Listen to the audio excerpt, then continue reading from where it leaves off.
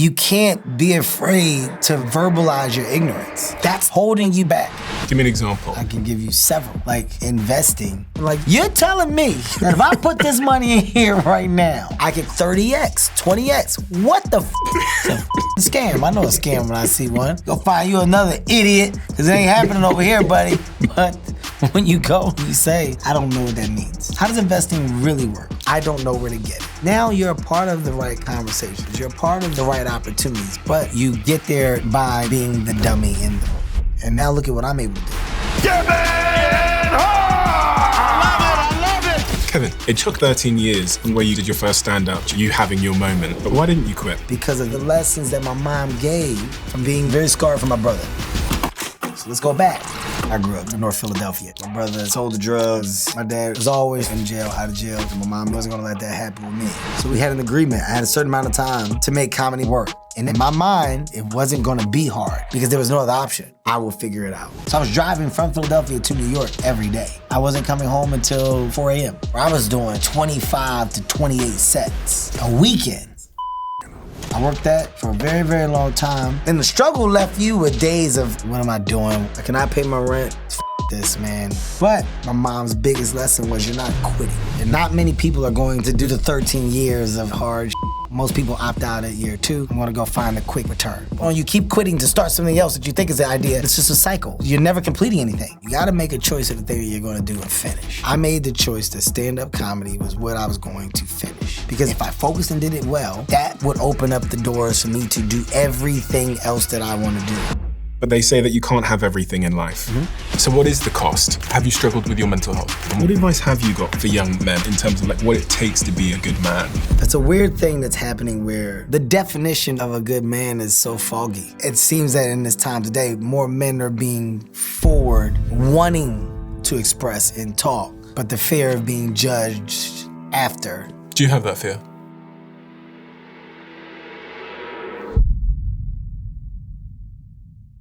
I see messages all the time in the comment section that some of you didn't realize you didn't subscribe. So if you could do me a favor and double check if you're a subscriber to this channel, that would be tremendously appreciated. It's the free thing that anybody that watches this show frequently can do to help us here, to keep everything going in this show in the trajectory it's on. So please do double check if you subscribed. And thank you so much, because in a strange way, you're part of our history and you're on this journey with us. And I appreciate you for that. So yeah, thank you. In so many ways, you're clearly an anomaly. For you to be the way that you are, there must be some kind of early context that people need to be aware of, a certain wiring or a cauldron that has sort of shaped you into who you are. What is that context that I need to understand? I'm a very driven individual, and I'm driven off of ideation. I like the fact that you can have thoughts, and if you're in love with the thoughts that you're having, you can be energized to bring those thoughts like into a bigger reality. That's the real fuel to the brain for me. Do you think at the very core of you, that's what's motivating you? Because absolutely, that's like a process, but the outcome of that is success in all its forms. It's material success. Or failure. I mean, like, there is no success without failure. They go hand in hand. And with the failure comes amazing lessons, adjustments, and you get sharper because of the shit that you've done wrong or that you didn't know to approach a certain way that you now know how to approach. So I embrace the concept of failure just as much as I embrace the win of success. Had I met you at 10 years old or 15 years old, how similar would you have looked in mentality? Not even close. Not even close. Not motivated to do the things that I didn't want to do. Not a good student, kind of fucking off school, the opportunities that come with school, the extracurricular activities that I didn't want to do that I was doing that my mom made me do. Hanging out was the thing. Hanging out was the luxury, it was the fun, and it wasn't available. My mom was strict. So I didn't have the luxury of doing all those things, which is why I wanted them more. I found this photo of your mother. Yeah, me and Nancy Hart. She was strict. Very strict. With me. My older brother, he had he had a little more leniency. He freedom, he curfew late at night.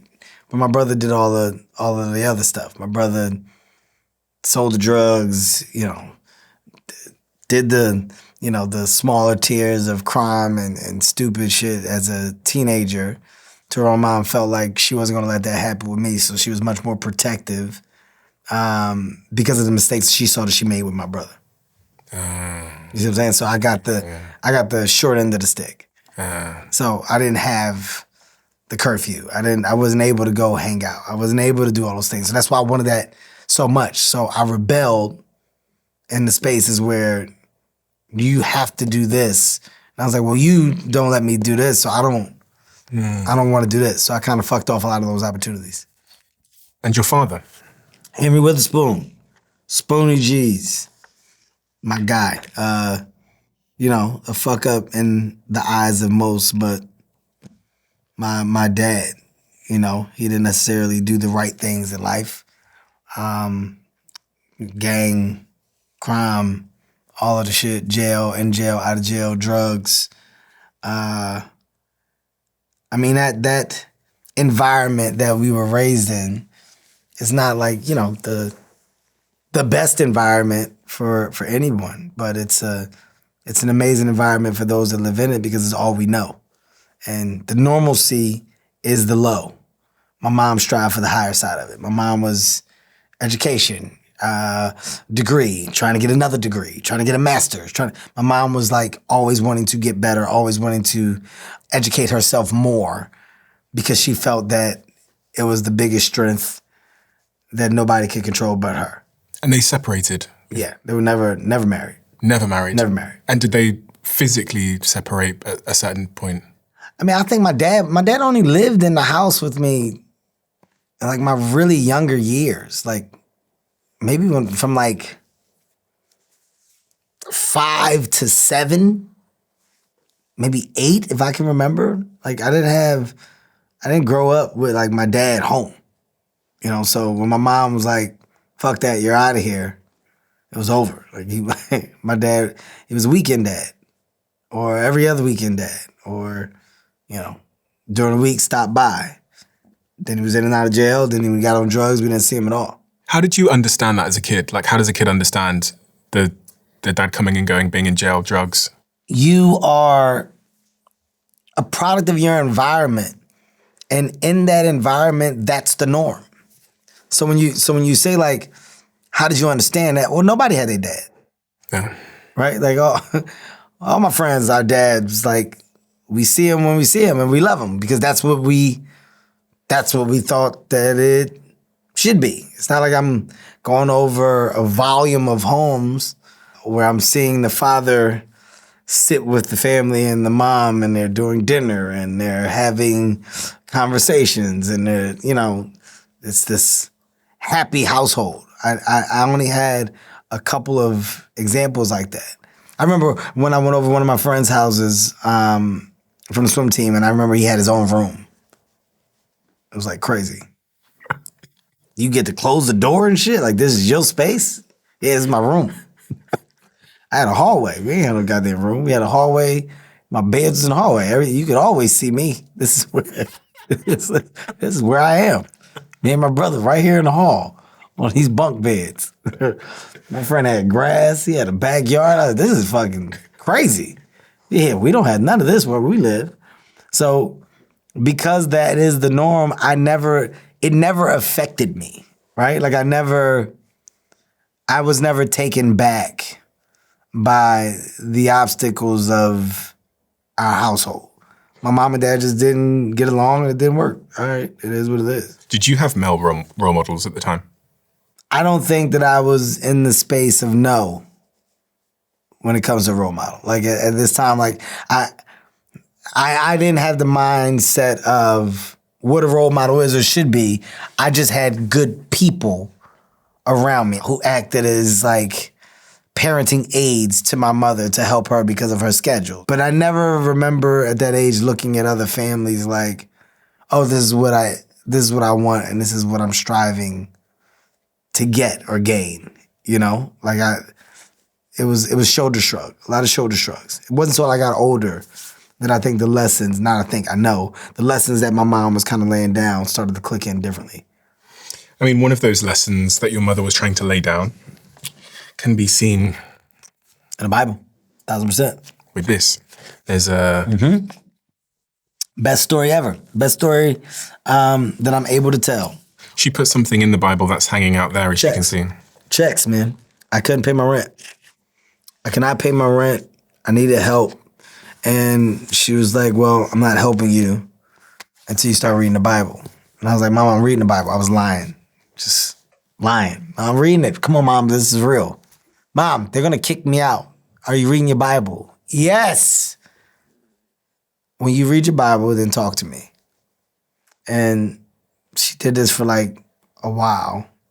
And one day I was like, you know what, man? I was literally by myself. And I was like, what am I going to do? I was like, let me get this Bible. So read the Bible. And I open up the Bible. And like my checks, rent, like multiple months of rent checks had fell out. And I was like, you know what? It's pretty amazing. Pretty amazing. And then I had to actually open the Bible and start reading the Bible. But that was her way of course, knowing that I'm lying, first of all, and B, giving me like one of the best lessons ever, you know? Somewhere along the lines, the gems that she dropped started to click. And the idea of not starting things that I'm not going to finish, that's what really resonated with me the most. So like, I started a lot of stuff that I didn't complete in the younger years. That was me and my mom's battle. No, you're going to finish it. And she would make me finish it. Now I want to quit. No, you're going to finish it. So I ended up doing a lot of things with an attitude, which is why I half-assed it. But then as I got older, you realize, well, why are you putting time into something in the beginning that you don't want to see through? Why? Or just because you have like a rough moment or a rough patch, why is it so easy for you to quit? Why is the idea of quit so quick to you to come up with, and why are you so comfortable with the results of that? I shouldn't be, and that shouldn't be my like motto. So we don't stop. If we start something, we see it the entire way through. And at the end of it, even if you don't like it to the highest level, you know that you put your time, energy into something that you're at least proud that you did, proud that you were able to put a period on that sentence. And now you can start the next thing. But it's not until you complete something that you can honestly sit with yourself and go, that's what life is. That's called seeing things through the entire way. What was it that changed in you? Like, what happened that made you suddenly start to take opportunities more seriously? When you saw the opportunity, you fucked off. I remember my big dummy moment, and I've had a lot, so I don't know how much time we have to go down, but I got a lot of dummy moments. But my biggest dummy moment, we hooky school to go and have our senior day. We go to Great Adventure theme park on the East Coast. And there was a moment where we're done and we're talking, we're like eating and hanging out. And all my friends were talking about the college that they were going to go to. And they had already been accepted. They had already had letters and shit. When did y'all do this? When did everybody apply? When did you guys take the SAT? I took mine, but I rushed it because I wanted to get here. I wanted the hooky. Wait, how do you guys know where you're going already? I had no knowledge, no idea. All my friends went on to the next stage. They let me be the dummy by myself. And that's when it dawned on me that, like, nobody cares about you more than you should care about yourself. And nobody is giving you the roadmap to like the wins. You have to go find that information. You got to go discover it. You gotta want to get it. You gotta want to do it. And with the right help, the right word of knowledge, it can better help position you. But ultimately, you gotta want to do it. And me and just not wanting to do shit kind of put me in a really fucked up position early on. Was it finding your thing, that put some wind in your sails and made you more of a apparently sort of motivated individual? Because at some point you go from being that Kevin to the Kevin that can't stop working. Yeah, well, that was my light bulb moment. Okay. My light bulb moment was, look at what not applying myself got me. I feel like the dummy that doesn't know what he wants to do with his life. And now I'm at community college. I'm working as a lifeguard. I eventually went to go work for City Sports, which is a sneaker store. And I remember when I started working at the sneaker store, I talked about this for years too. I was like, oh man, this is cool. This is what I want to do. I got the thing that I want to do. I was so excited that I went and got a job, found a job. I'll do this forever, and I'm going to make it to the highest level so I can have a career. So I become the manager, and after being the manager, I work for corporate. And this is something that I can build. Like, I was already spiraling because I was like, I got to figure out what I'm doing with the rest of my life. What is my life? Now I'm panicking. And I was flourishing in the space of sneaker sales, right? Education and college degree I don't have, but in the space of personality and sale, I was able to maneuver. This is it. This is my calling. That's where the real beacon of light presented itself through ideas of my friends. You should do stand-up because you're funny. You should try stand-up. Do you remember where you were when they said that to you? In my workplace. I'm working every day. I'm on the floor. And a colleague of yours at work. Alice, colleague of mine that I work with. What did your brain think when she said that? Was it just blowing on a fire that was kind of already there, or was it lighting the fire? No, I think the fire was lit. Like I never thought about pursuing stand-up comedy prior to. Like, the idea came up. I was always funny, but I wasn't like, man, I got to figure out how to become a comedian. That was never a thought. I knew that I was very funny. I knew that I was entertaining. I knew that I could make people laugh. I love being the center of attention. I love the idea of a stage and a light. But that wasn't the thing. I wasn't like, I got it, and this is what it's going to do. It was presented, and then I went and did the amateur night, and that's when I fell in love. Why did you like the stage and the light? And why did you like performing? The laugh. Why? There's nothing better than to laugh. There's nothing better than being on stage, having the bright light, and the only energy of good that you're able to take away from what you're doing is the laugh. Ha! Ha!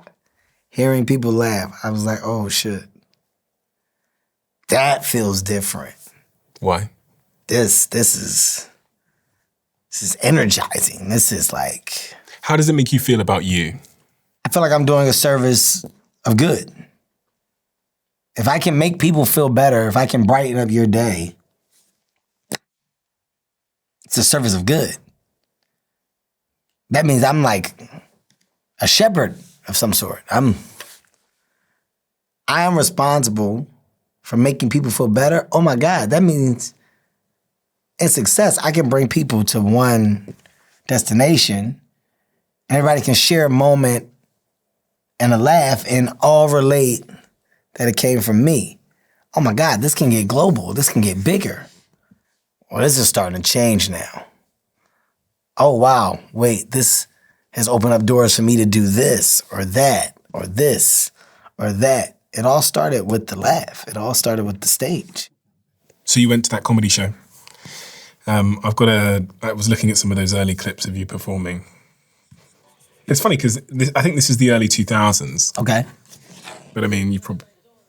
Oh my God, Caroline's, this right here, my best set in the beginning of my career. Everything I said for tonight is a joke, okay? It is nothing else I don't want nobody taking none of this stuff too serious. I don't want nobody coming up to me after the show saying, who's the funny one now? Yeah. That tape. So that was when, you know, the thing I needed was a tape. Mm-hmm. And the reason why I needed the tape was so that I could send it to the other comedy clubs so that they can have an example of me, my talent, and then dictate or judge if I can get a live audition in person. And how old are you at that point? Oh my God, right there, I'm like 18, 19. That's crazy. 18, 19 years old. Because that clip is so funny. I watched it this morning and I was dying. If you could understand the feeling of getting off that stage, having a good set, and then them putting the tape in my hand, it was gold. I got it. I got a good tape. I got to go make copies of my tape, and I just got to send them to everybody. I just used to, because it was value. It was value. Started getting in comedy clubs, started getting auditions, started getting more. Oh my God, Kevin's up for an audition, movie audition, casting directors, they all got that tape. Everybody got that tape. From that period onwards, from 18 to, let's say, to your early 20s, you were, at this point, a very motivated individual. You're working hard. You're focused. Very. And what was when you speak to your mum and your dad at this point about comedy, do they think that's a serious career? My dad, not as much, because I didn't really talk to my dad through these years. That's when my dad was kind of dealing with his world of issues. My mom, we had an agreement. I had a certain amount of time to make comedy make sense and figure out a way to support myself. If I didn't do it, then I had to go with my mom's idea, which was education and getting a job while getting my education. My plan didn't involve college. I'm out. I'm done. No more community. This is what I want to do. I got it. I've never been more excited about my future. This is it for me. How you gonna make your money, Kevin? I'm gonna figure it out. How you gonna figure it out? I'm gonna figure it out though. I'm just gonna go down to the comedy clubs, and I've been winning the amateur nights. I think the amateur nights can help me pay for my rent because I was winning the amateur nights. I won a bunch of them in a row. In my mind, it wasn't hard. It wasn't gonna be hard because there was no other option. All my eggs were in this basket, and I was very happy with that choice. I put every last egg in this thing. Nothing else matters but this. I promise you, I will figure it out. Can you draw me a picture? If your career was a graph, okay, so I'm going to say here is 18 years old and you're 46 now. So you're 46 now. This is the axis of this graph. And on this axis, we have, let's say, success. And on this axis, we have age. Can you draw me a line that shows how it went? Success and age. Okay, so success for me, knowing what I want to do in life comes here. Yeah. All right. Now figuring out how to get to like money, revenue, just supporting yourself through telling a joke. Man, let's go here for a second. We flatlining. Okay, like I'm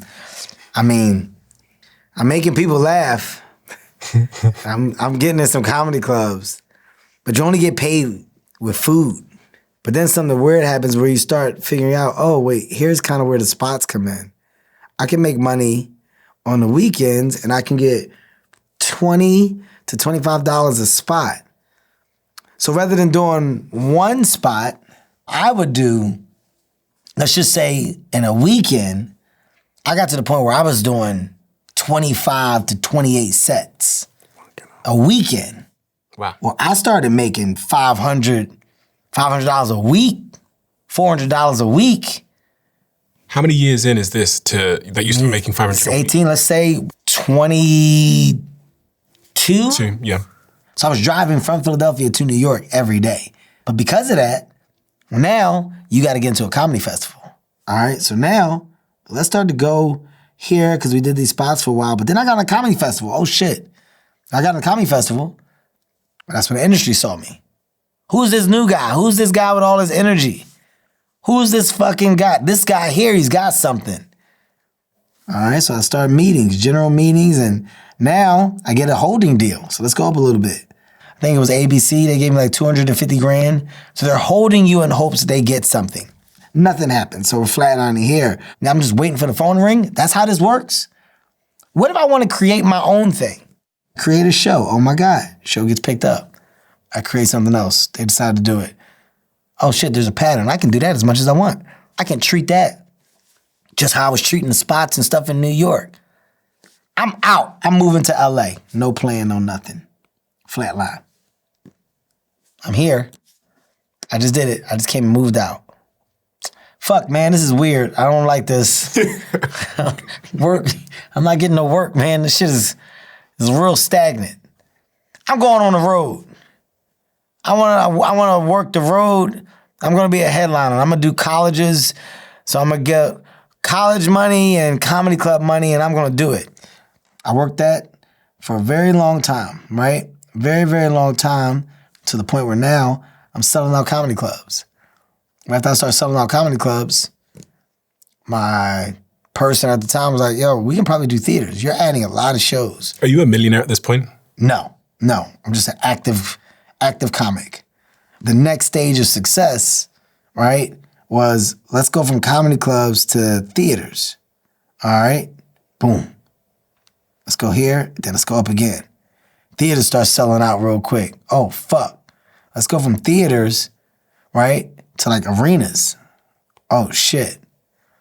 Will Packer, he was like, I got this book that I want to make a movie. It's called Think Like a Man. Steve Harvey wrote it.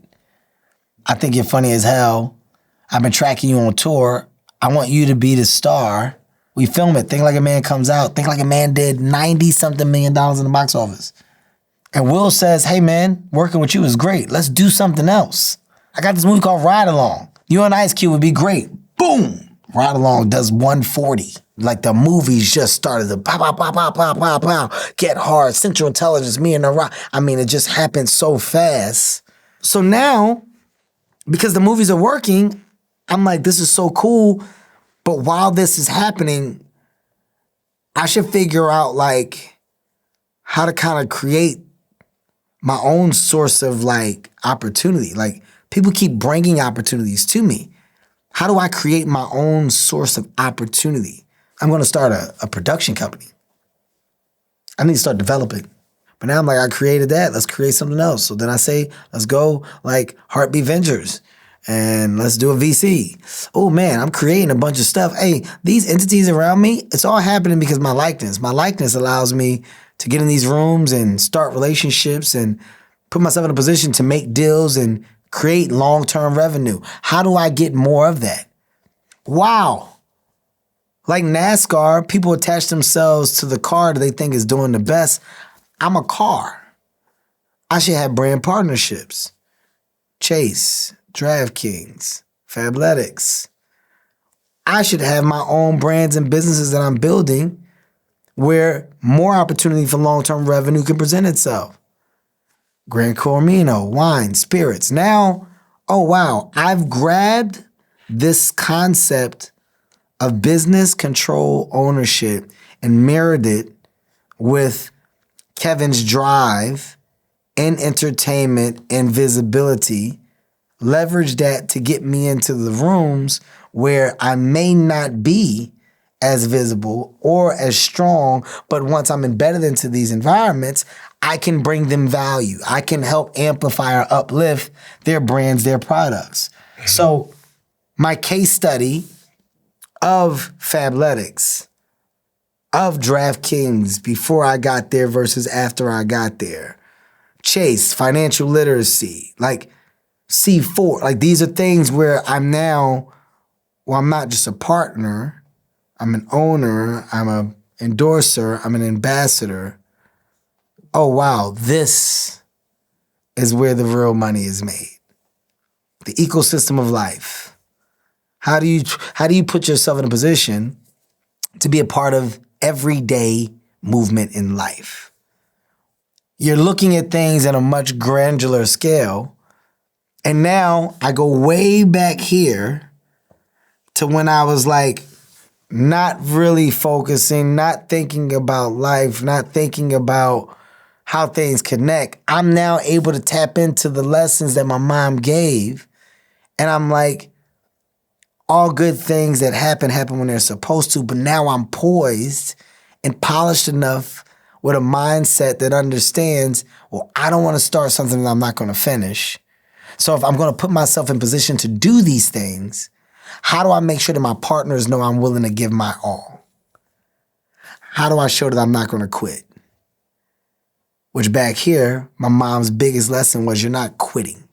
If you start it, you're going to finish it. So how do I make my partners that I'm now saying you should work with me? How do I make Netflix secure in knowing that when you get me, you get 100% of me, and that I'm never going to quit. I'm going to finish it all.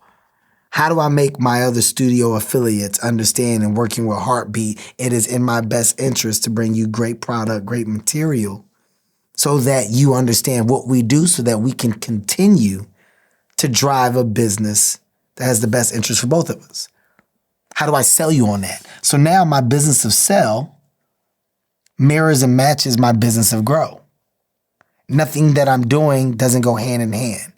And I should be able to embed the products or the partnerships that I'm now operationally attached to into the ecosystem of entertainment.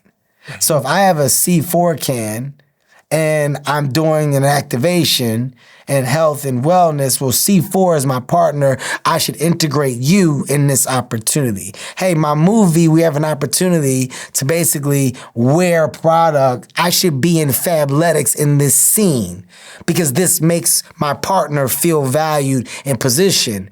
Oh, wow, this is what I do. I elevate. I basically navigate my space of ownership in a way like only I can to elevate my partners so that my partners go and say, you're different, this is different, and this is what we need more of. That's my graph. I've got some questions about the graph. So I guess the parts that I'm curious about are this initial period when you're 18 where nothing's really happening. Nothing. Because so many of my listeners, probably most of them, are in some pursuit or sort of professional endeavor in their life in this kind of stagnant moment where maybe they enjoy it, but it ain't paying the bills. Yeah. No one believes in them. Yeah. Maybe some of their friends are rolling their eyes when they tell them what they're doing. Yeah. When you look back on this season of life, what is that season and how'd you get through it? Nobody believed that I was funny when I said I was going to be a comedian. They were like, you funny, but not comedian funny. My friends were, yeah, but what do you mean you're going to get on stage? What do you mean I'm going to get on stage? I'm going to be a comedian. Yeah, but how? Eddie Murphy, I'm going to be a comedian. Yeah, but you're never going to be Eddie Murphy. Yeah, I know, but I'm saying I'm going to do it. I'm going to be a star. No. I don't know, man. I don't know about the whole star thing. I think you're tripping. I don't think that's it. Nobody has the confidence in the decisions that you're making for yourself like you do. So if you're waiting for that to connect in the beginning stages, it may or may not. If it doesn't, it shouldn't prevent you from following through on whatever the line of go is for you. The money is never coming fast. We're in a time today where this generation has found ways to make money in an entrepreneurial manner that we've never seen before. The social media machine and how this generation navigates that machine to find revenue and to own is unbelievable. That didn't exist. We didn't have that. In my time, we didn't have that. We just had the struggle. And the struggle left you with days of literally sitting in the living room going, what the fuck, man? So why didn't you quit? Because no money, everyone's doubting it. What were you believing in? I was believing in the idea that I finally found the thing that I want to do. So it was passion that was really you were anchored to. I found the thing that I want to do. And I'm not going to quit it because I love it this much. And I strongly believe that the sun is at the end of this dark tunnel. But I got to be willing to get there. And I just don't know how to get there yet, but I'm gonna figure it out. That's why I'm going to LA. I was in New York, but after New York, they say go to LA. I'm gone. What you gonna do when you get there? I'll figure it out. I can always get on the plane and fly where I gotta go for stand-up if that's the case. I can always go and make money doing stand-up if I have to, but I'm not gonna get to the star by just doing that. I gotta go there. I gotta get close to it. I gotta smell it. I gotta feel it. I gotta find out where the people are that are trying to do it too. I gotta get acting classes. I gotta get around the Hollywood. Like, what is Hollywood? I gotta get there. And what happens when you're there, it fuels another appetite of hunger. Because I'm there and in real time, I'm seeing people better. I remember, I tell this Cat Williams story, and I don't even think I told Cat this. There was a moment where I was opening for Cat Williams, and I remember being at the BET Comedy Awards, and I'm in attendance, and this is like, I'd had a couple of shots at some things, but they just, the things weren't sticking. Like the pilots that I thought were going to hit weren't going to hit. The things that I thought were going to happen, they just weren't. It just didn't seem like it was adding up, right? Like the roles are little small roles or little small cameos, but like it wasn't the thing. And I remember Cat Williams' set during the BET Comedy Awards. He had like a leopard suit, destroyed the Comedy Awards, destroyed this moment. And audience goes crazy, stands up. I remember being in the audience and I was like, that's it. I said, like, that's the thing. That thing, that reaction, that roar, that moment, I gotta be patient because my moment is going to come. I witnessed his moment. And after that moment, it was Friday After Next, he went on and started to do crazy things in his career, right? But I witnessed the moment. And in that moment, my takeaway was that he was ready for the moment. His material, the jokes, everything. It all hit. And I didn't watch it in a manner of like jealous or angry. I was like, that's it. Like, he's probably out of here after this. I mean, it's the BET Comedy Awards at the time. I'm like, this is the biggest thing ever, right? This is the Comedy Awards. By the way, they never did the Comedy Awards again. I think this was like the last one that they did. But that moment, if the ball is dropped in that moment, then the moment goes. You don't know when the moment is presenting itself. But I'm staying with the thing because I know that the moment is going to come. And when I'm in the moment, if I knock that fucking moment out the park, all things will change. But you may not know it. You may not know when the moment comes. When did your moment come? Shaq's All-Star Comedy Jam. The reason why I equated it with the story with Cat. I believe it was Tommy Davidson. It was D-Ray. Cedric the Entertainer was the host. I headlined it. I end up having one of the best sets that I've ever had. And at the end of the Shaq's All-Star Comedy Jam, I say goodnight and they do like a slow motion walk-off. It's a slow motion thing, and it's like I'm walking, the crowd stands up, and they're going crazy. By the way, I don't know the slow motion walk-off is gonna happen in the edit of the special, but I remember in real time, crowds standing up, stars were there. Everybody was there, right? And in that moment, show you how fucking crazy the world is. This is why I hate that, like, me and Kat went through our stuff and we're much better now. I'm gonna show you how the world aligns. Kat was in the audience, the Shaq's All-Star Comedy Jam, and Kat was watching the show. He was just there as a fan, but at this time, everything big is happening. And I had a moment. And that was the moment that then took me and shot me out the cannon. And if I wasn't prepared for the moment, then I wouldn't have known all the things to come. Okay, but that then set up, I was releasing my special Seriously Funny, I was taping in 2 weeks. So Shaq's All-Star Comedy Jam goes, they rush to put it out, it crushes. I then tape my comedy special. Seriously Funny was my next special. Seriously Funny destroys, but it only destroyed because of Shaq's All-Star Comedy Jam and the audience that watched that. And I was like, oh my God, this guy showed up in droves for Seriously Funny. And then Seriously Funny was like, oh shit, this big ass special. And then the arenas and everything, boom, boom, boom, boom, boom. So about 12, 13 years from the moment you did your first sort of stand-up event, you having your moment. And I find that fascinating because those 13 years, most people aren't willing to do something for 13 years without their moment showing up. Like when you hear like, I don't know, shit on Instagram or quotes or you watch motivational videos and stuff, if they told you that it would take 13 years for you to have your moment, almost nobody would take part. Nobody, no. But those 13 years of your training. I mean, so Scooter Braun told me one time, he was like, what makes him different is the work that he's willing to do in something.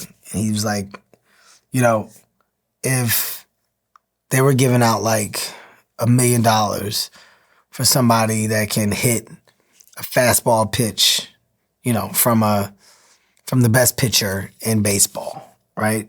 And this thing would basically require everybody's gonna go and try to hit this because everybody wants the $1 million. So the first day of the announcement, the line to hit this pitch is gonna be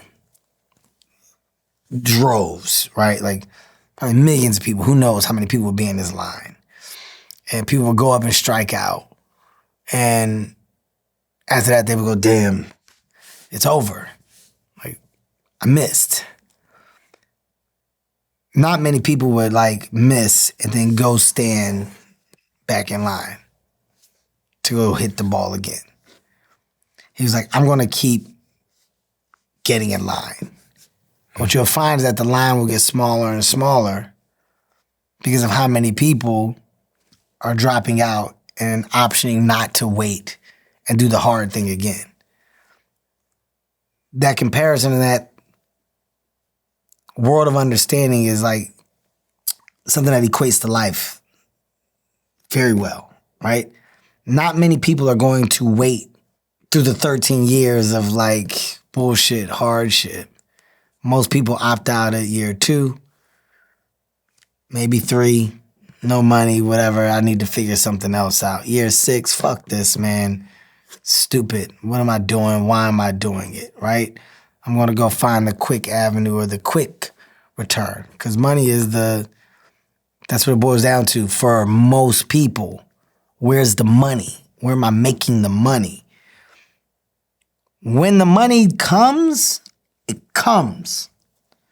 What you find is that it's not hard to make money. Once you start making money, you learn how to make money. It comes with education. It comes with understanding, and it comes with a better resource of mind that makes you go, no, I'm gonna do this, and I'm gonna build this, and I'm gonna go here, I'm gonna meet, I'm gonna present, I have an idea, I'm gonna pitch it. Like you're now a much better machine because you understand.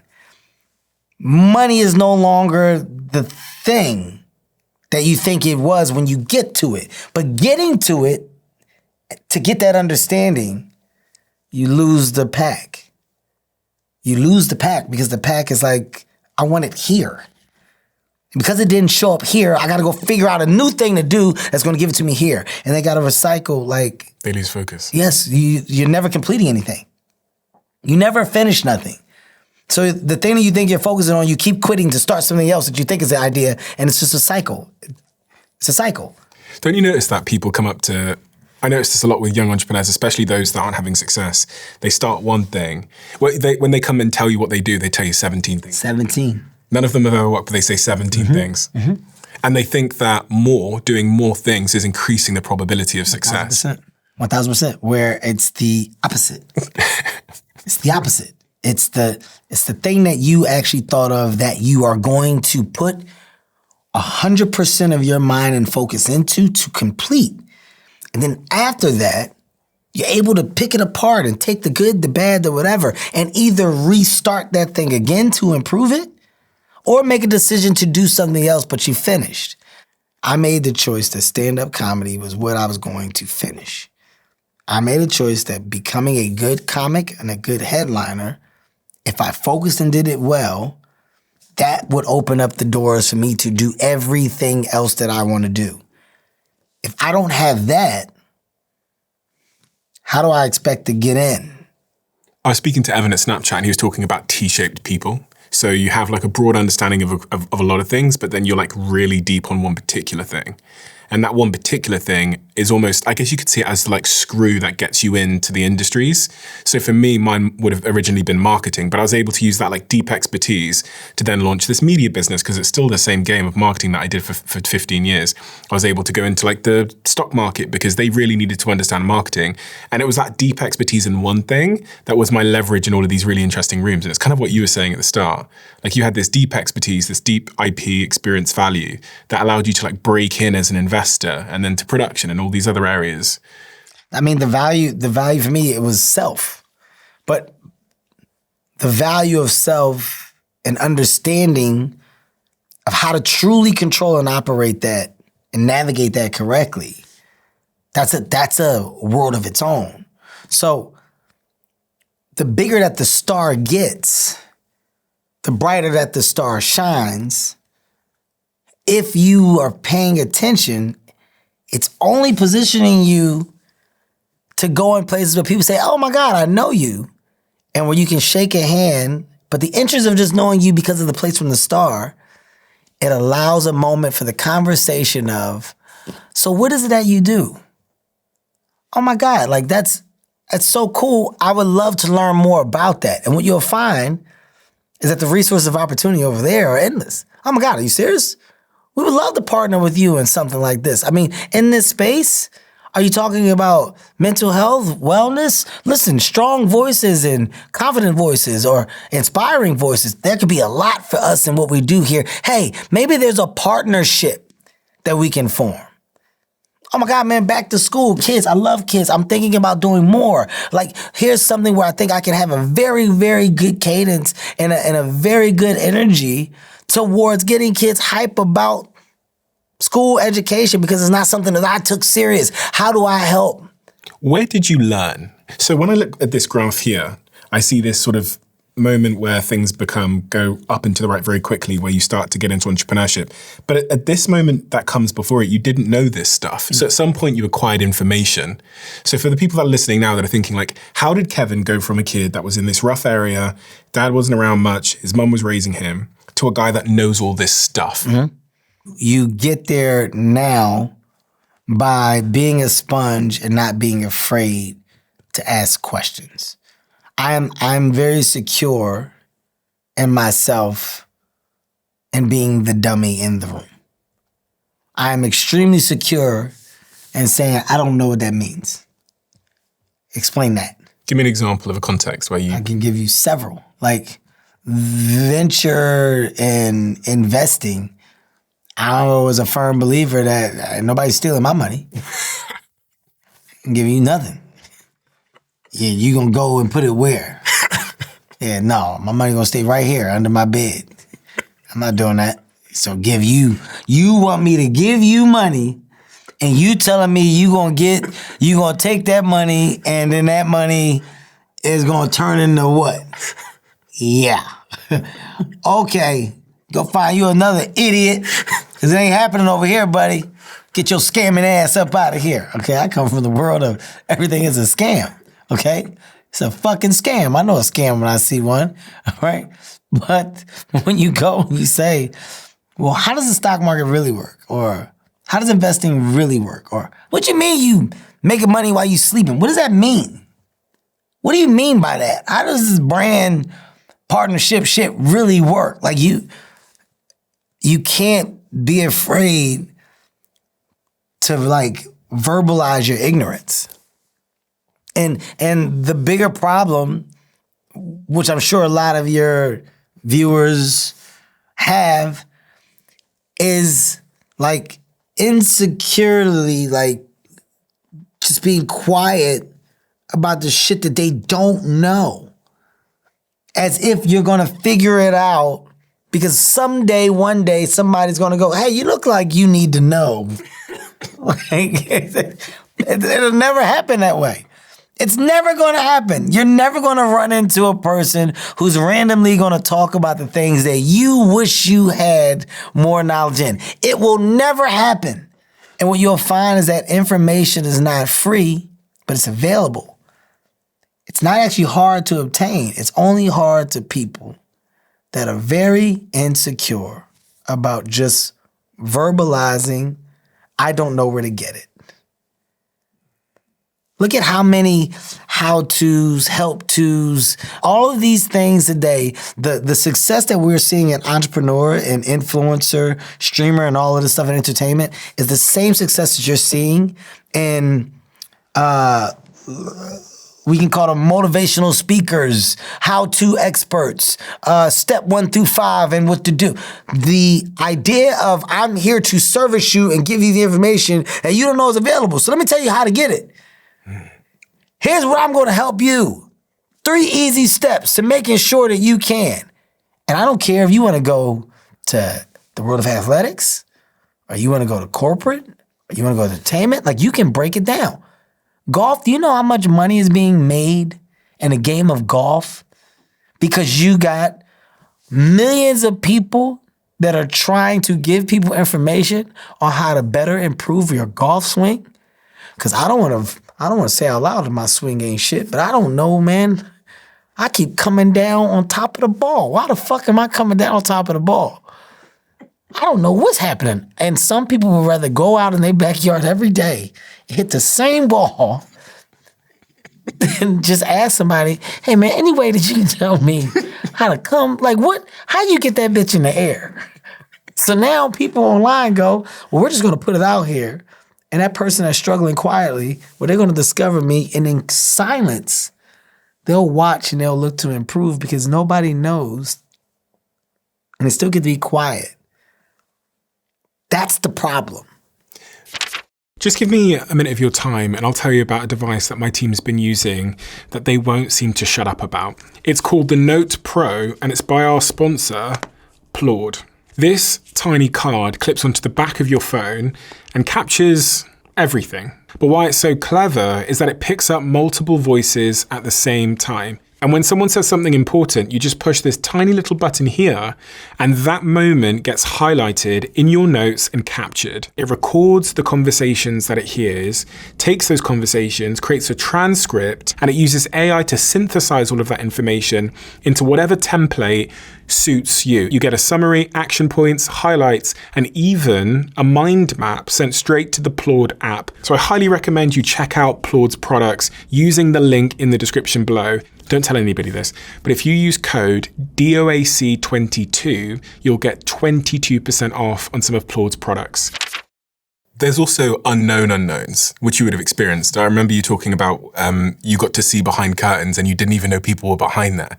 And when I heard you say that, it was the perfect metaphor and analogy for exactly what I had experienced in my life, coming from a kid that came from a very normal background, was born in Africa, moved to the UK, mother's Nigerian, dad's English, and didn't know that all these like rich people were back here playing money games. I thought the way you make money is you like work in McDonald's, you like work really hard, you might become manager, da-da-da-da-da. And then at like, I'm gonna say 27, being sat in a billionaire's kitchen and watching him on the phone, and he's calling his boy, and they're doing 50 million just before the IPO happens so that they get a better price. And I'm thinking, fucking hell. It's all, the thing that I've realized, right, when you look at your biggest investors, right, you'll find that they're all together. None of them are investing in the new thing alone. They all are like, well, it's better with you, so do it with me. Well, what about Gary? Yeah, call Gary too. Let's see if we can get him in here. What about Michelle? Yeah. Hey, Michelle, what about Melissa? All right, you'll find that this group of 10 people all who could easily do something on their own do not believe in the struggles of self when you can combine this machine of great minds to provide another great opportunity. And in success, well, this thing works, the company gets bigger. Well, let's use our resources to go out and make sure that we align the personnel they already have with more amazing individuals, create more jobs, more opportunities for new minds to become successful. And then in those minds building and that personnel like elevating, well, now this person that was at the bottom here, we then go and ask this person to run this thing. And now underneath this thing, we get another version of a downpour. New minds, new personnel, new things. Okay, this whole business of venture, this whole business of company build, whether it's tech, lifestyle, health, well, it doesn't matter what it is. You will notice that the people that started from the bottom are now running the new companies of today. And now the source of personnel that's underneath it will be the minds running the company of tomorrow. It's not like rocket science once you're behind the curtain. Once you go, oh shit. I remember when I first started like investing, it was, oh my God, Kevin, like your money in this would add a crazy amount of value. Well, I ain't putting in what y'all put in. No, but the fact that you're involved in it at all is just big, that you believe in it. And we're able to say that you believe in it with us is huge. What you mean by that? You trying to fucking steal? What are you doing? What are you doing, man? You talking too fast. Say what you said again and slow down so I understand it. Don't talk fast to me because I'm so insecure because I don't know what you're saying and it might be some shit in here. But it's no. Well, we know that you're doing well over here and your movies and all that stuff is cool, but this is different. This business, Kevin, could be different for you. It's a business of multiple. So we play the game of multiples, of X. So what your money is today, well, we think in success, if this is a light bulb or a bottle rocket, you 30X, 20X. What the fuck? You're telling me that if I put this money in here right now, and if my voice is attached to the thing that I think it is, which is a crazy, crazy venture, a crazy opportunity, well, yeah, Kevin, I mean, look, we all believe that. But with your voice, we may be able to say it a little louder. Oh my. Oh my. Okay, well, I did it. Oh my. I won. I got a return. Oh my. Oh. Oh. So now I figured it out. Now you're a part of the right conversations. You're a part of the right opportunities. But once again, the information is discovered because of the opportunity to be the flower on the wall in the spaces that you never imagined yourself being in. But now look at what I'm able to do. I'm able to take this information, take all the shit that I know, come and have these fucking organic conversations like I am now, and we're sharing it.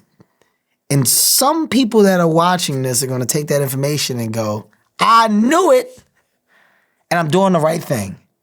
And it's a matter of time before I get around them. And when I do, oh my God, the things that I have, the stuff that I have on the table, the things that I have created, the opportunities, I'm going to be the next person to bring the thing that everybody else is involved in.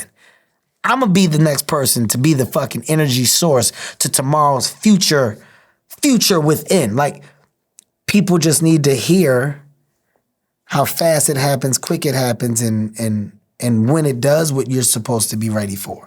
And you were able to invest in lots of great companies like Function Health, that's valued at 2.5 billion now. 11 Labs, everybody knows in the tech space knows 11 Labs, which were valued at 3 billion now. MoonPay, Yoga Labs, Sweat Pals, Radiant, Neuroorganics, Palta. Tons of stuff that you would never expect me to be in. How much of this game have you learned in hindsight is about people? About like getting it, because even when that person was saying to you that analogy you gave of they're telling you to put your money into this thing and you're going, fuck me, are they stealing? You're going to have to lean on someone you trust, like someone in your circle that you know. And I'm wondering, because people don't talk about it enough, how important it is to like collect the right people.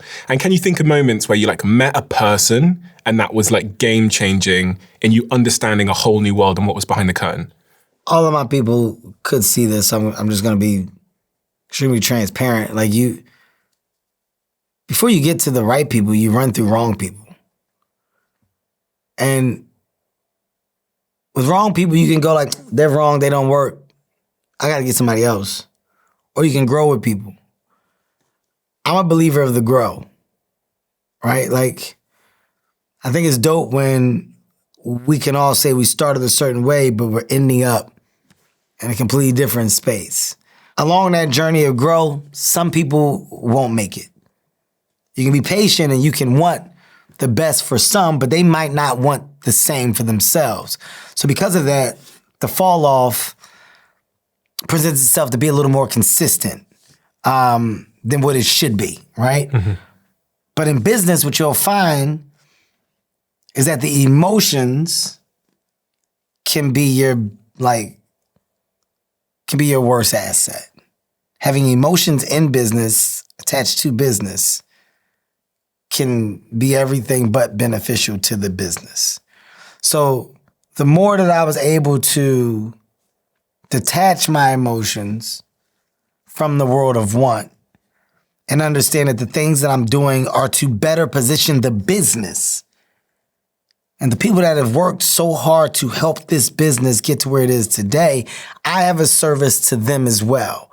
How do I bring in the right valuable assets to put us in a bigger position to win? Sometimes you got to let go of things that you thought would be the thing, but you can climax. You can get to a place where it's a ceiling. And you're like, we're not getting past the ceiling unless we go get the right people, unless we go get the correct personnel. So I'm a firm believer in talent. I'm a firm believer in rewarding those that do a job and that can do a job at a high level. But the only way that you realize that is to get out of the way. I had to learn to stop trying to control everything, stop trying to do everything, stop trying to be the one with my hands in everything, and put people in a position to do the thing that they've been hired to do and do it well. But the patience that you have to have in learning people and dealing with people is a talent within itself. I want to say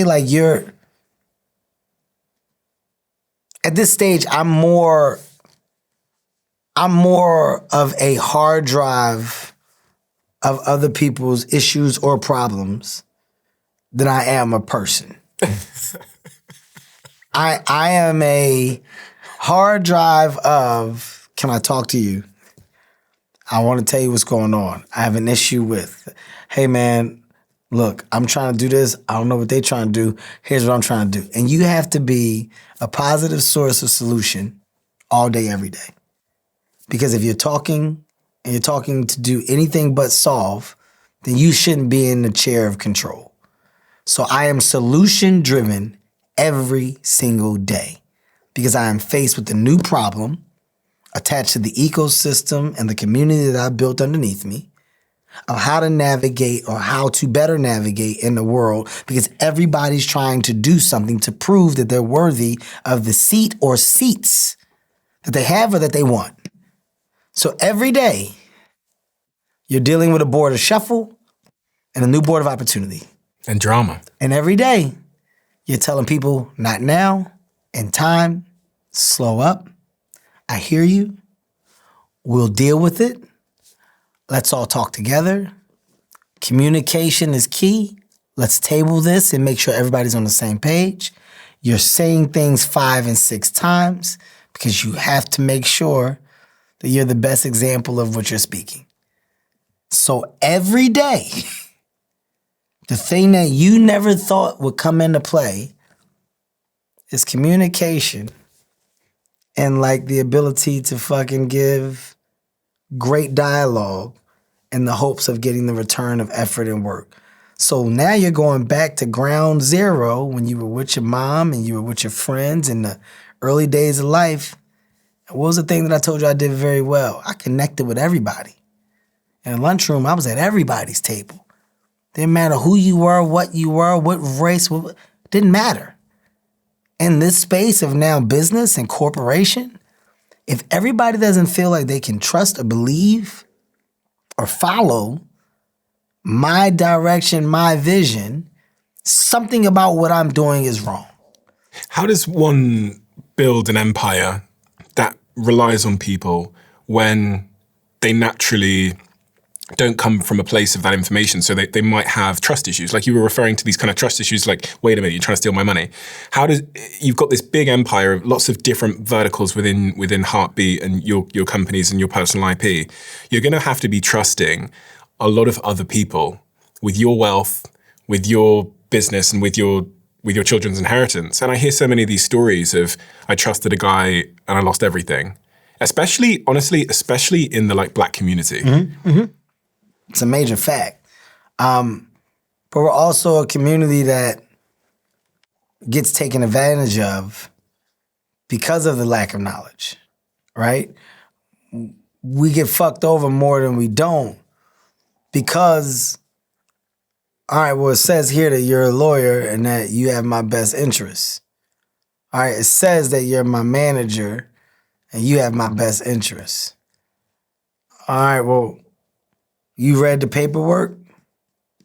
All right, you read the contract and it's good? And I'm just signing, right? My ignorance doesn't mean that I'm lazy. My ignorance means that I believe you. And I don't know to second guess or second check or to hire or onboard people to second guess, to second check, to show me fine print, fine line, because it's impossible. I can't get fucked because you said. Well, yeah, I can't, but you said. Go back to the emotions and why I say emotions had to be removed. I'm going to have somebody look at this just so I know that it is what it is. Oh, I wouldn't lie to you. I know. But it's in the best nature of business just for me to make sure that my eyes that I have lay eyes on it and they can just say what you just said, but just make sure I understand it correctly. Yeah, but you don't have to do that. It's nothing against you. It's just a practice that I have within the way that I now approach business. And anything that you do, it's never personal. I don't take offense to anything that you want to check or background check on me. You should. It's business. I think that we don't get a fair level of understanding for our fuck-ups, for our mishaps, of how the road presented itself for somebody to take from me. So when I'm recovering from the take, well, you got to start at a safe space. My space was never safe because they're sharks, so they focus on the fucking prey. The young talent in the music business is prey. So the sharks see the young talent, whichever one gets there first has an opportunity to fucking give me the presentation of the world and make it bells, whistles, and candy. Well, if I get there right and the prey doesn't have the right people around them, I'm going with the shark every time. I guess there is an element of responsibility here which people don't like to acknowledge, that you got to take responsibility. I signed bad contracts in my career and I was like, I look back at 20 years, I go, fucking, I lost a lot there, but that was on me. And if I don't take responsibility, then it's going to happen again. But there's also, you'll know a lot of people that become victims. I don't think it's the worst thing, right? Like when it happens early on, like I got a lot of friends that are in the music business, a lot of artists that are now independent artists that control and own their labels and are doing much better at this position than they were when they were signed underneath the big thing and they were getting taken, but after finding out how it was and why it was, they said, I'm gonna go create my own. Like, when you look at the biggest labels that are independent and you look at the artists that fall underneath these independent labels, well, you'll look at a blueprint of people following the person that was like in front of them and what they said. But it was only because they learned the business of the business, right? Like, so being a part of a business that's just succeeding and you being embedded into it and just being the work for hire that just follows the suit of what they say, well, that's not smart if you have an opportunity to mirror what they're doing and create your own. So what I do like within a culture is a lot of the artists that are independent or that are now like able to say I have my own version, whether it's studio, production company, label, independent label, whether it's own line of product that they share ownership with. Like, people are now learning to follow and repeat what the conglomerates are doing. I can use a conglomerate and I can take your machine and create a small version of a machine underneath yours and partner with you and give you a piece of my machine, but it allows me to own. I can leverage the bank of opportunity and consumer that you have here under this brand. What's the cost though? Because, you know, you're incredibly successful. You've got all this empire of companies and businesses and ventures you've started. They say that you can't have everything in life, especially not at the same time. So what is the cost of this pursuit? Because time. Is your ambition like insatiable? Yes. It just won't, you couldn't switch it off if you wanted to. And does that not make you feel like you're being dragged versus being driven? You for sure have your days. I'm absolutely stressed out. I'm stressed the fuck out on the daily, but I operate within stress. Are you happy? I'm 1,000% happy, but I'm stressed out with the concept of I have to do. If your life ended now, God forbid, do you think if you found out today that it was ending, you would reflect on it and say, do you know, I think I might have had things in the wrong order? Would there be any misprioritization in hindsight if today was the day? If life ended today, I could cross my legs comfortably and be okay that it's time. I did it correctly. I made sure that I applied myself to the best of my ability. I tried my best to put those that I loved in a better position so that they could see more and do more. My last name and my family name is much stronger today than it was yesterday. The idea of the world is something that I was able to see and understand better because I was blessed and fortunate enough to travel and meet so many. People are made to we're here to embrace, we're here to love, we're here to share. I was an energy source of good to bring people closer together through all things that I've done. So it all connects, and I'm okay. I'm okay with if it stopped, it stopped. What I'm not okay with is while I have the bandwidth of good health, fucking great mind, strong fucking mind concept, and I can go, I can do it, I can get there.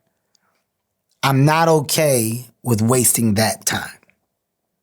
I'm not okay with wasting my time of good and I can do, and I'm strong enough to connect at a very high level.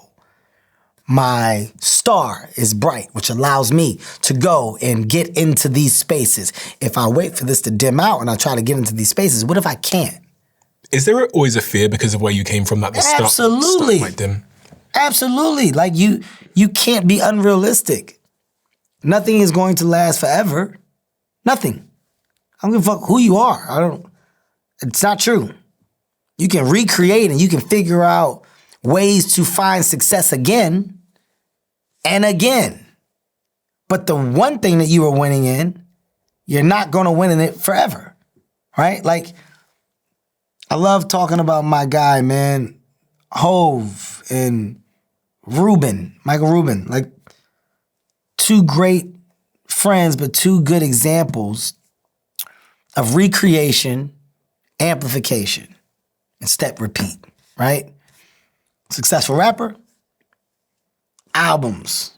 Some albums Hov will never make again. Some will, you don't look at them all like they are all the best. Some you think are better than others, but the fight to be the thing that you were when it was at your highest is a driving factor to get you, but then as a talent, you let go of that because you become comfortable with knowing that I'm never going to create that again.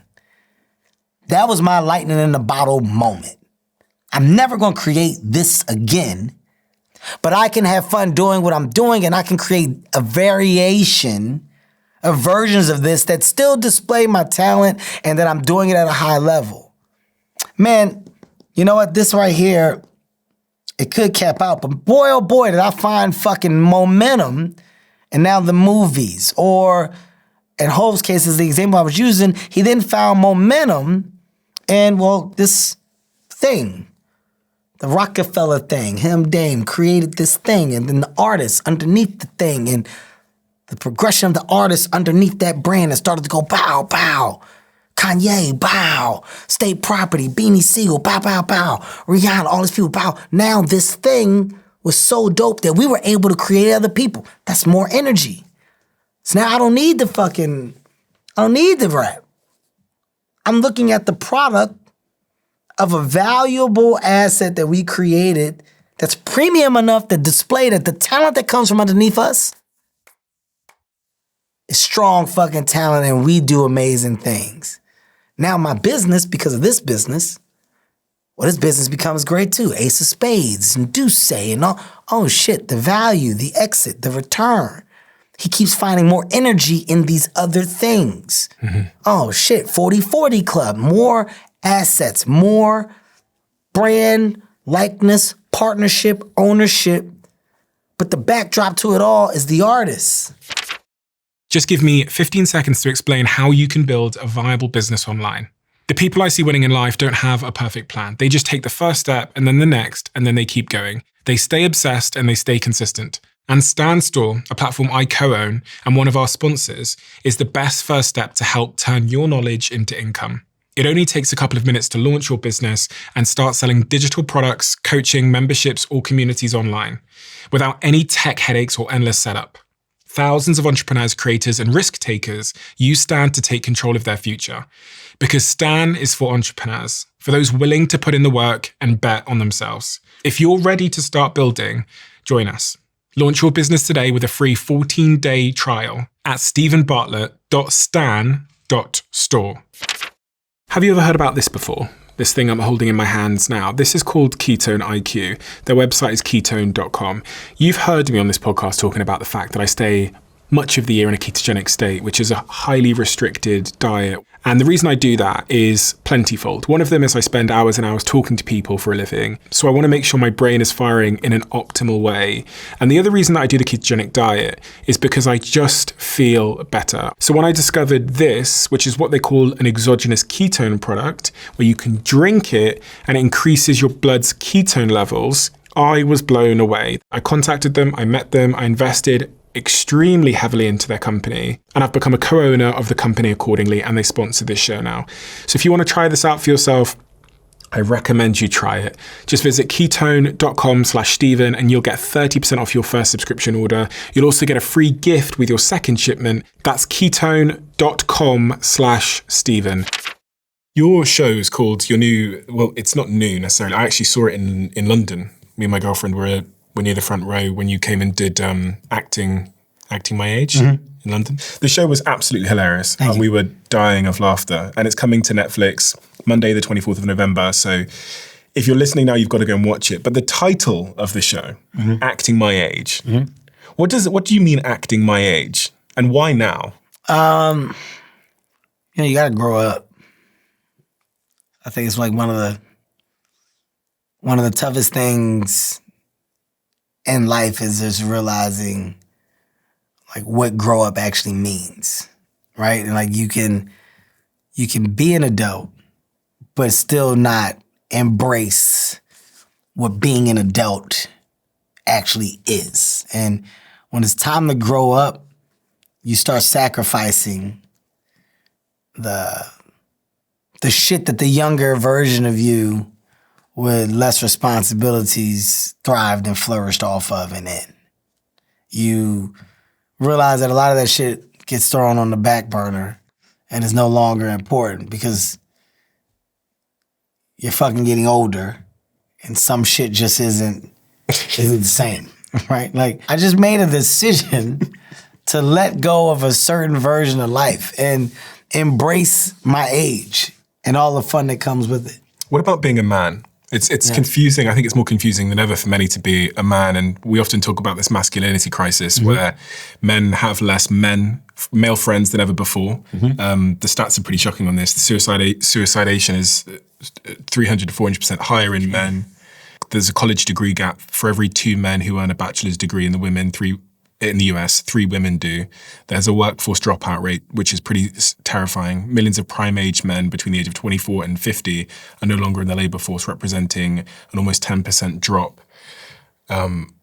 Being a man is tough these days for a bunch of different reasons. You got a plethora. A plethora of reasons. Yes. It's not straightforward. Yes.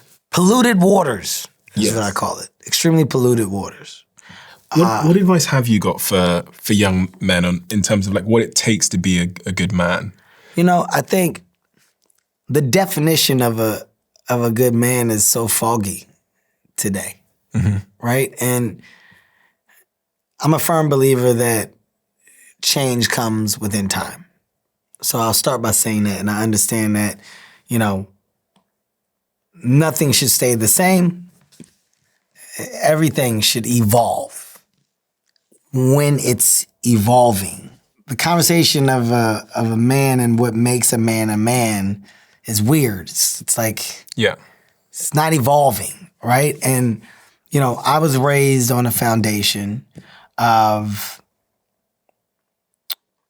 a leader or leadership, and I think, you know, rest in peace to my dad. It's fucked up of a road that my dad had. My dad's like later years were driven from accountability. I'm aware of what I didn't do. I'm aware of the mistakes that I made. And I'm aware of what I should have did much better. I can't change those things, but I would love to try to be the best grandfather or grandparent that I can be. Kevin, I love you and I love your brother, but I can't go back. I can only say I'm sorry. And I wish I could. You don't have to. Like, the grandkids are your focus. And if you can be the dopest example of a grandpop to them, then that's the win for me at this point. But his accountability in that moment is what I remember the most about my father and love the most. Because leadership, or lack thereof, put me in a position to say, I don't want to do that. I want to do this. And not because my dad is like the worst, but fuck, man, if he didn't do these things wrong, back to tying shit in, I wouldn't know how to do them right. So now I got 2 boys, and I want to make sure that my example of man to my sons is leadership, responsibility. It's accountability. Emotions? You know, I'm not against emotions, but I am a student of everybody has problems. There's not a shortage of problems. So the weight of the world that you feel is the heaviest for you may not come close to what the weight of the world is for you. And I think in sharing your emotions and having an opportunity to voice or offload them, extremely important. But you also are in a world where, you know, weakness can at some point in time be taken advantage of, right? You are in a world of like prey and sharks, as I presented earlier. And it doesn't mean that your emotions don't matter, because they do. It means that you also have to be smart and aware, right? And what are you ultimately trying your best to become? And what are you ultimately trying to be the best example for yourself first, and then others for? I don't mind being weak, but I talk to my kids. I talk to them in our voice. Your dad deals with struggles that you'll never know about, because I don't want you to have to feel the burden of them. It's my job to try my best to make life easier for you so that you can go on and do way more than I ever have. It's my job to give you the opportunities to learn shit that I never knew that I could learn at this stage. But I'm going to make sure that I communicate with you differently than I was communicated with. I'm not gonna let you fuck off or take advantage of the things that you have as resources at your fingertips. I'm not gonna let you tell me the things that you think you should do because you feel when I know right now at this stage in your life what's best for you. That's my format of parenting, and it doesn't mean it's the same for others. But for the man that I am, I know the type of man that I want my kids to be based off of what my outcome was and is. And I think that if I correctly position them to simply understand, in your older age, you make whatever decisions you want. I'm your father. I'm going to love you regardless. Has no care or worry to me. I want to know that I did my job for what I was supposed to control. And I want to know that our conversations and our dialogue was always straight up and straightforward enough to where you were comfortable to talk to me and you were comfortable and feeling like your father has your best interests. That's, for me, that's my makeup. And in a time today, my makeup doesn't have to fit yours. And I'm okay with that. And I'm okay with yours being whatever it is for you. But I think we're in a time today where society wants to fight with one another about, it's just too much of like, well, if you don't see it my way, then you're dumb. Yeah. And I think that's why the conversation has gotten so inconsistent and polluted. That's my personal opinion and my side of information attached to it. So hopefully, your viewers can hear that and understand that and know it's okay with not being okay with my choice. Mm-hmm. It's okay. Kevin, we have a closing tradition where the last guest leaves a question for the next, not knowing who they're leaving it for. The question left for you is, what is the advice you got as an adult that had the most significant impact on your life? I'm gonna go the best piece of advice came from Chris Rock, where Chris Rock told me early in my comedy career, he says, his exact word is, you don't just wanna make niggas laugh. The world is so much bigger than your block or your neighborhood. He said, get out the country. Get out the country and figure out a way to make the world laugh. And comedy will be so much better. At that point, I was very specific in my material. 15th area, we got these. The drugstore is crazy. You ever had a guy in the drugstore in your block? And it's like, well, everybody doesn't relate or can't relate. How do you broaden it? How do you open it up so that you're never changing your material or who you are? Everywhere you go in the world, people can laugh and you never have to adjust. Get out the country. Get bigger in the way you're thinking about your craft. I mean, you've done that across the board and across industries now. You've been willing to be the person, the outsider in lots of rooms. Mm-hmm. That seems to be really central to your success. And what Chris Rock said to you there was, get out into the unfamiliar. Go put yourself in an unfamiliar place. And when I look at your career and the empire that you've been able to build across business and investing, it's exactly that. It's you are willing to be in unfamiliar territories for some reason. Yeah, yeah. You know what you just made me think about too? And I want to backtrack before we leave. One thing that's kind of crazy just when you were talking about the conversation of man, it's a weird thing that's happening where you do have men that are opening up more and talking more about the struggles of a man. But then those things are being used against them in the conversation of man. When you get to talking about the things that you're dealing with and the emotion and stuff of the mental health. The mental health and the weight. It seems that in this time today, more men are being forward and wanting to express and talk, but the fear of being judged after. Do you have that fear?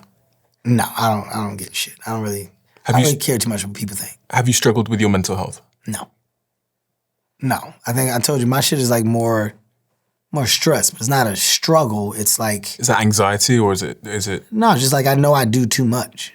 Yeah. I know for a fact. What's the symptom of that? How do you feel? You have to shut down. So what I'm getting better at is in a day, there's time I'm off the phone. I got it. I know I told him I would do calls. Just tell him I'll start that tomorrow or the day after. But there's a time where I get to a point in the day where I'm okay, that's it for me. You're done. That's my, and I'm I'm done. I don't want to talk about anything else. I don't want to hear. So you're pushing yourself right up to the edge over and over and over and over again. I get to a point in a day, and that timeline of when I'm shutting off has gotten earlier and earlier. Whereas before it was, wee hours of the night and I'm still on the phone figuring it out. And all day you've just been racing and racing and racing. So I think the older that I've gotten, I've realized more and more that's not healthy. The healthy side comes with silence for a second. Like you need some silence. And ride in the car by yourself, no music. Sounds a bit like a disease. No, you need silence. Do you know what I mean by it sounds a bit like a disease? Because this is something that's taking you to a point where it's kind of hurting you a little bit. And I can relate, so it's not like I'm like passing judgment because you just described my entire life. Mm-hmm. You're not going to be as present with your loved ones. You're not going to be as present in your relationship. I know you're married. You've got 4 kids. How are you ever going to be like truly present when your brain is like...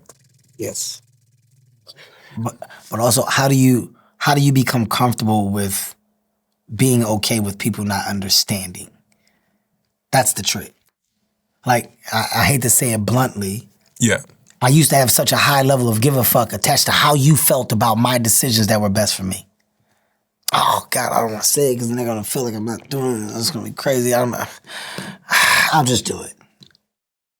Because I'm thinking more about you than I'm thinking about me, right? I'm putting everybody before me. I'm putting everybody's needs, everybody's wants, everybody's reasons, all before me. Nobody is thinking about the volume of dialogue that I'm delivering on a day-to-day basis and how much of that happens over and over again. Nobody's thinking about it. So the day that I became comfortable with going, I don't really give a fuck if they understand or not. I'm done. I know, but they feel it's really important. You got to do it today. I'll talk to them tomorrow. Nothing's going to happen. Nothing's going to change from this time to that time. You have to get to a point to where you actually get that and are okay with that. Because if not, you're constantly putting all of the shit from outside there on your table and your plate's always full. You're never finishing your fucking plate because you're just constantly, people just keep coming and dumping more shit on it. So imagine that. Imagine if people just keep telling you, keep eating. You just keep getting full. Eventually you can't fucking breathe and you bust. It's no different from your mind. And more today than ever, you're seeing more people pop from mental overload, man. People aren't crazy. I hate this whole crazy. You crazy, motherfucker, you crazy. It's motherfuckers are just popping. It's too much. When they snap, they snap. That's it, that's enough. I'm sick of the shit. You're like, God damn, man. You crazy? No, you're not. Motherfuckers just popped. But you got the money to go chill in Bali. I'm going, But you don't. I have the money to not go chill in Bali. I have the money to say, I'm not talking anymore today. That's the difference. It's not about the vacation. It's not about the trip. I'm not talking anymore today. So the people and the resources that I put around me to help me do your job. What happens next for you? We sit here in 10 years' time, it all went well. What happened? I think in 10 years' time, if I'm able to sit on a stool at a comedy club with 30 people and do material and enjoy my craft, and it's little small hole-in-the-wall comedy clubs wherever I'm living at the time, and I do it maybe twice a week, and I golf, and I spend time with my kids and hopefully their kids, and I'm a grandpop, and we're able to look through photo albums of Remember When, and mailbox money is attached to things that I've built that are operating and functioning on its own. That's my version of success. Kevin, thank you. Thank you, man. Thank you so much for all the, you talked about how you've made people's lives happier and made people more connected, etc. And that's exactly the impact you've had on me. I remember the first time I watched one of your comedy specials and watched you on stage was when I was going through a very tough part of my life. I was lonely. I was in this room in Manchester. I'm probably 18 years old at the time. And I'm trying to figure out my career and my future. Things are hard. And I think like pirating your comedy specials was that little moment of escapism. It was that little moment of joy in my day. And so you're that for so many, many millions of people that you'll never get to meet. You brought so much joy to families. You brought families together. You brought me and my girlfriend out to come and see you in the Royal Albert Hall. And also I've seen you in New York City when you did, I think it was Madison Square Garden here as well, on that square stage. You're a source of joy and connectivity. And if the world ever needed that energy right now, it needs it now more than ever. I humbly appreciate you and thank you. This was amazing, man. And I think you're doing a service of good. And what you're providing for the masses is necessary. So don't stop. Keep going, man. And thank you so much. All right. Thank you so much. Appreciate it, brother. Make sure you keep what I'm about to say to yourself. I'm inviting 10,000 of you to come even deeper into the Diary of a CEO. Welcome to my inner circle. This is a brand new private community that I'm launching to the world. We have so many incredible things that happen that you are never shown. We have the briefs that are on my iPad when I'm recording the conversation. We have clips we've never released. We have behind the scenes conversations with the guests and also the episodes that we've never, ever released. And so much more. In the circle, you'll have direct access to me. You can tell us what you want this show to be, who you want us to interview, and the types of conversations you would love us to have. But remember, for now, we're only inviting the first 10,000 people that join before it closes. So if you want to join our private closed community, head to the link in the description below or go to doaccircle.com. I will speak to you there.